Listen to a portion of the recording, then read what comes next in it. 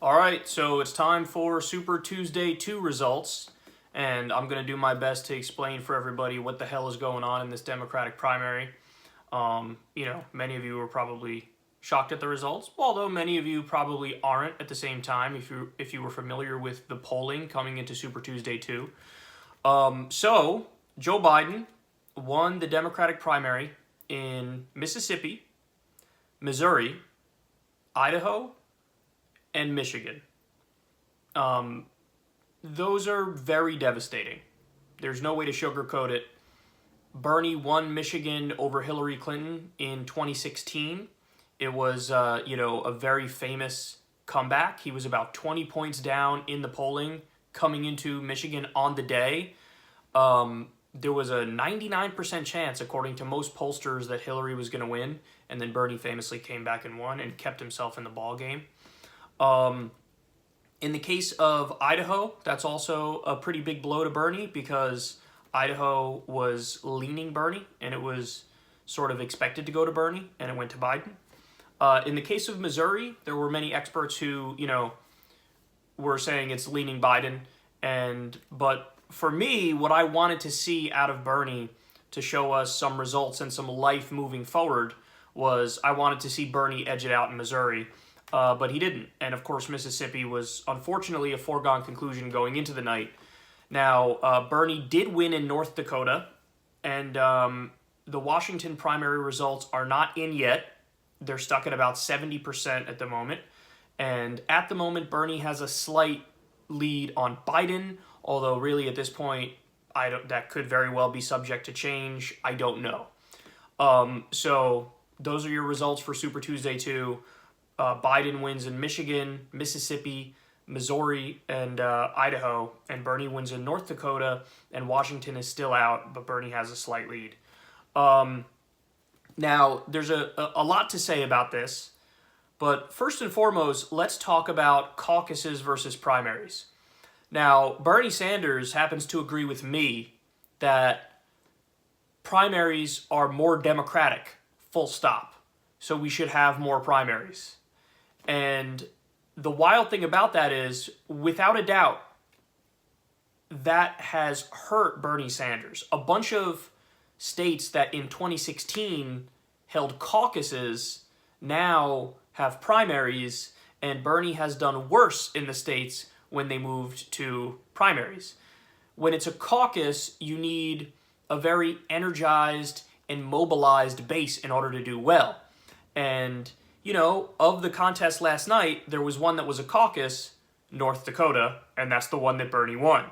So his very selfless, principled belief in primaries over caucuses has actually hurt him pretty significantly in this election. So that's just a quick side point. But now, okay, so what the hell happened? What's going on here?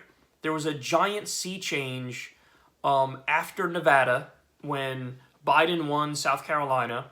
Ever since then, Biden has been a runaway train and, basically destroying everything in sight. And when it comes to turnout, the numbers are staring us right in the face. Everything is plain as day. There has been a giant, tremendous, gargantuan surge in older voters, suburbanite voters. And that is having the exact opposite effect of what Bernie Sanders wants. Of course, Bernie wants to see a giant surge among young voters and new voters, which would then help him. But really, turnout among the young is comparable to 2016. If you look at every primary and caucus put together, turnout is up from 2016, but still overall it's about the same. And there's some contests where turnout is even down a little bit among the young. But turnout for older voters is through the roof. So what happened? Well, when you look back at what's happened to this point, what I'm now calling Bloody Monday was when the dynamic of this race completely shifted. And Bloody Monday, of course, is Monday evening before Super Tuesday 1, when you had Mayor Pete and Amy Klobuchar drop out and endorse Biden. You had Beto O'Rourke endorse him as well. That was an attempt to help Biden in Texas. It did help Biden in Texas.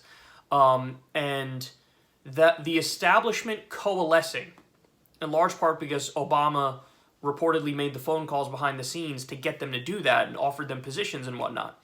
The establishment coalescing turned out to be, honestly, too much of a mountain for us to climb.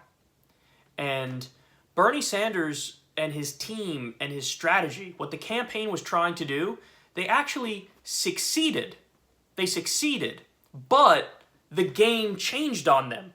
So they went into it expecting, okay, we have a fractured field. This is exactly like the Republicans in 2016.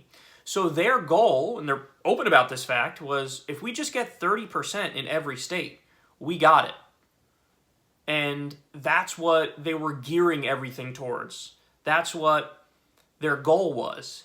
And then they were caught with their pants down when the establishment coalesced. And then the calculation had to be, okay, now we're not trying to get 30% in every state. Now we're trying to get 51%.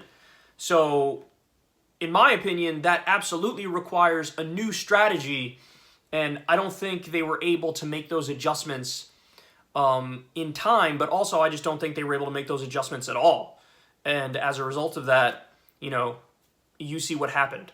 So, here's what happened. Number one, Bernie and his team, their strategy worked for what they were trying to do, which was get 30% in every state. But the game changed the evening before Super Tuesday, which meant they needed a new strategy, and they were caught off guard, and they didn't have anywhere to go. So that's point number one. Point number two is, it's very possible that on Bloody Monday, our die was cast, and there was nothing we could have done. So in other words, even if the Bernie campaign 100% adopted the strategy that I was pushing for them to adopt in order to adjust to this new reality, it's possible that it was just too little too late and Biden was going to win moving forward. The third point is, and this one I think is really, really important because this is one where I think the Bernie campaign was secretly abysmal. We need to be able to play backroom politics better. Because what you see here is the establishment Democrats are serious about politics.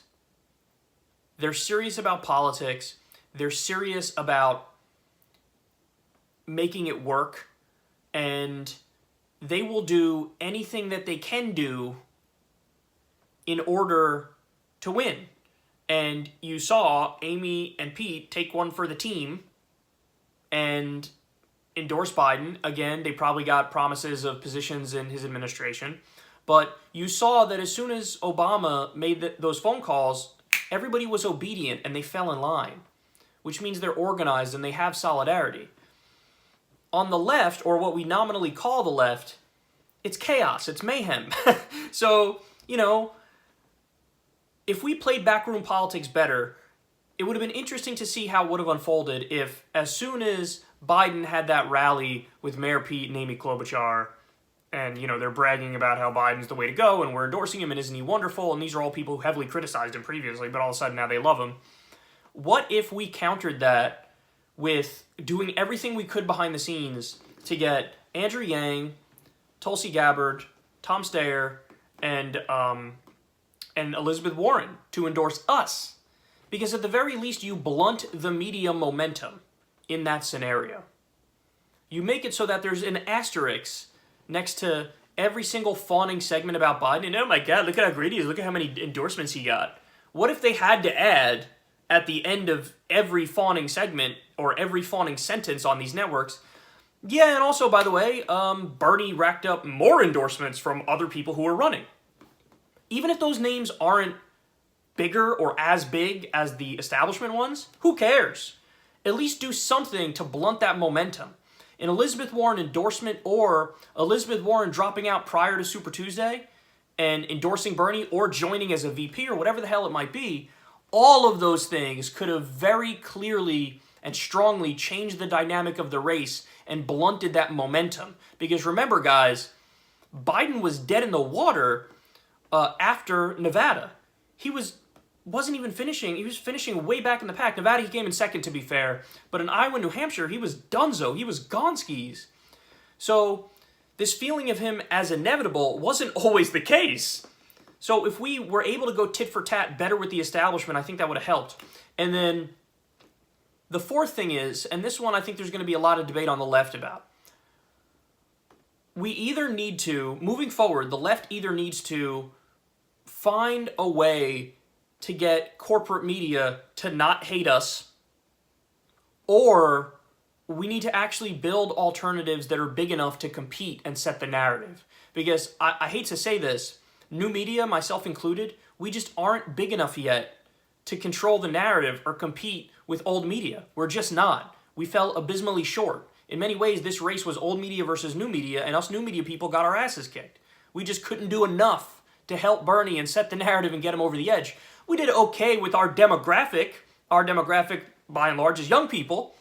In fact, we did very well with that demographic. Statistically, we got such a high percentage of young people, but it wasn't enough to win the election, because this was the revenge of the normie Democrat. The boomer liberal, the person who's drunk on MSNBC and CNN, and they genuinely believe the best way to beat Trump is with a cognitive declining Biden. So we're not big enough. So either we need to get bigger so that we could set the narrative, or we need to play the game of politics better and somehow find lefty candidates who the media doesn't despise. And maybe it's as simple as, I don't know, complimenting them and telling them they're awesome behind the scenes and building relationships behind the scenes and just avoiding outright attacking corporate media, in stump speeches or whatever it might be. I don't know the answer. And honestly, I don't know which one of those two paths is better in the long run. But what I do know is what we tried here, and Bernie is open and honest, and he's like me when he talks about the media. He doesn't like corporate media.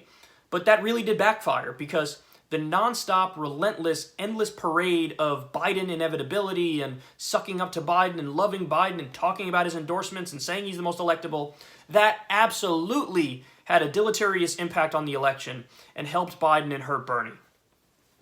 So listen, what do we do from here? I mean, the positive news is the strategy that I laid out in great detail for Bernie post Super Tuesday has not changed one bit. So scream electability, electability, electability, electability. I'm electable, Biden's not. I'm electable, Biden's not. Biden is Hillary Clinton 2.0. Hillary lost to Trump. We're going to run that same failed mistake again? That same failed experiment again? Is that what we're going to do? You bring up John Kerry. Hey, remember in 2004, John Kerry, Howard Dean? We rushed to nominate and coronate John Kerry, and then he lost to George W. Bush. I'm the most electable. I'm the safe option. He needs to hammer that home. Biden is Hillary, Biden is Hillary, Biden is Hillary, Biden is Hillary. He has to say that nonstop. He has to stop saying Biden's my friend. He has to stop saying, yeah, I think Biden can beat Trump. Oh my God, as he said repeatedly now to the media post Super Tuesday, which is just unfathomably stupid. And other than that, it's a Hail Mary pass. Again, I would have Bernie also say, I'm the moderate, I'm the centrist, I'm right smack dab in the middle of American public opinion on the policy issues. So Biden's the extremist because of the Iraq war and the outsourcing deals. But beyond all that, we do have a debate coming up. And really the Hail Mary pass is just how badly will Biden be obliterated? Will he be unable to speak in full sentences? Is his brain going to stop working? Is he going to just totally look like a fool and open the door for Bernie to have some shining moments, which totally shifts the dynamic of the race? Because we're at that portion of this race, the Hail Mary portion of this race. Bernie's going to stay in. Bernie's going to do the debate. Bernie's going to see out the rest of the votes. Biden is literally in cognitive decline, so I don't blame him for that for a second. But we are at the Hail Mary portion of this race. And honestly, it's incumbent upon all of us, but even the Bernie team at this point, you got to let everybody know what Biden's cognitive situation is. Because if there's one thing that will not sit well with me after the race, it's if we didn't do everything we could to defeat Biden. And post Super Tuesday, the strategy has been lackluster to say the least. They haven't adjusted to the new reality. They haven't adjusted trying to get normie Democrats, suburban Democrats, and older voters. Crushing with the younger demographic, but that's simply not enough. So now it's time to let everybody know, hey, Biden is literally losing his mind, and you will lose to Trump if you go in this direction. So that's the place we're at right now. It's not pretty, but it is what it is. And as always, we plow forward. And if everybody's feeling down, you're granted that permission to feel down. But you can only sulk for so long. And, you have to have the heart of a warrior and the heart of a champion. I tell this story a lot on the channel, but remember, Tiger Woods won the U.S. Open on a broken leg, which is basically impossible, but he did it. It would have been so easy on the first day of the tournament for Tiger to be like, wow, this really hurts. I'm done. I'm tapping out. I'm just going to nub it around the course the rest of the time, or I'm going to withdraw. I don't agree with that mindset. If we go down guns blazing. And,